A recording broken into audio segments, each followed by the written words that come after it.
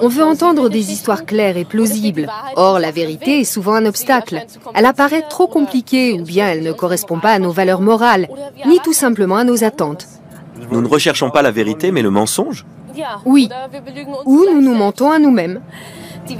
La vérité peut être source de désespoir, tandis qu'un mensonge peut nous porter très longtemps.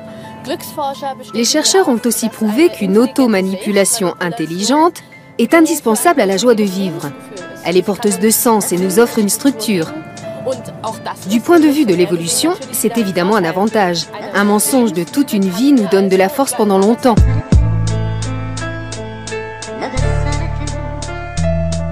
Il y a quelques jours, Juan Branco annonçait sur Facebook, avec grand honneur et grande joie, que Julian Assange allait être défendu par ce que cette société nomme un ténor du barreau. En effet, le plus gros accusateur de pédophiles, Éric Dupond-Moretti, prend en charge le dossier Assange avec la bienveillance de Juan Branco. On comprend mieux comment Branco arrive à parler en boucle du patron de Wikileaks sans jamais parler du Pizzagate, ou comment il a pu parler en boucle du livre Mimi sans jamais parler des 2 pages sur le trafiquant de pédopornographie milliardaire, Ladrette de la Charrière. Sujet tabou, sujet de seconde zone, de toute évidence, ce qui était alors considéré par beaucoup comme sujet de seconde zone est en train de devenir le sujet de premier plan, comme il aurait dû l'être depuis longtemps. Après l'affaire Matzneff, qui semble avoir réveillé les journalistes, voici l'ancien voyou Gérard Fauré, qui au passage nous apprend que l'accusateur de Branco serait un fervent amateur de coke, balance que nous aussi Français aurions notre Epstein bien de chez nous, gravitant, une fois de plus, dans les hautes sphères de la société. Le nom d'Alain Delon circule, et que ce soit lui ou un autre, le tsunami de divulgation qui se profile à l'horizon quant à la pédocriminalité de réseau qui sévit en toute impunité dans notre pays, mettra en slip toute la clique mondaine médiatico-politique qui couvre cette crasse sans nom depuis tant d'années, que ce soit par complicité directe ou par lâcheté indirecte. Voyez comme cela transpire de tous les côtés.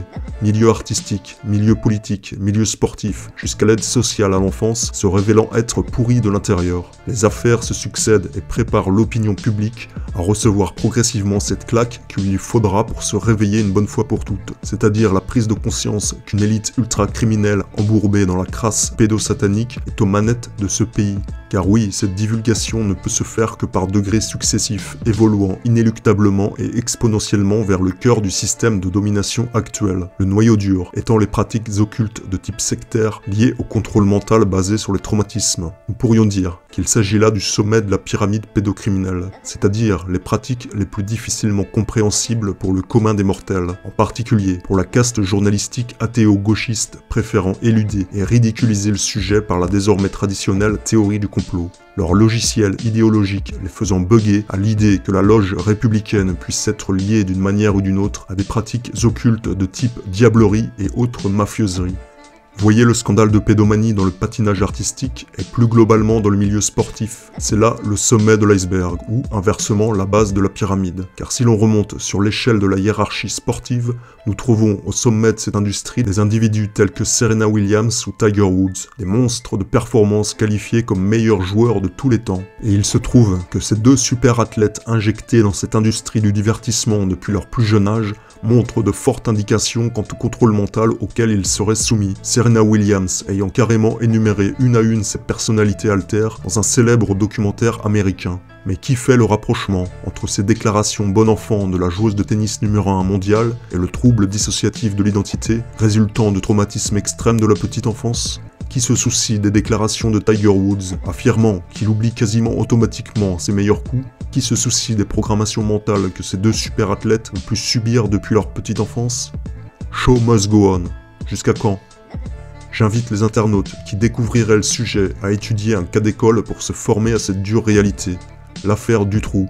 En effet, ce dossier permet de comprendre quelques points essentiels en matière de pédocriminalité de réseau. Tout d'abord, l'aspect corruption hiérarchique permettant de détourner et d'étouffer le dossier, notamment en destituant juges et enquêteurs qui risqueraient de trop bien faire leur travail en dévoilant le réseau.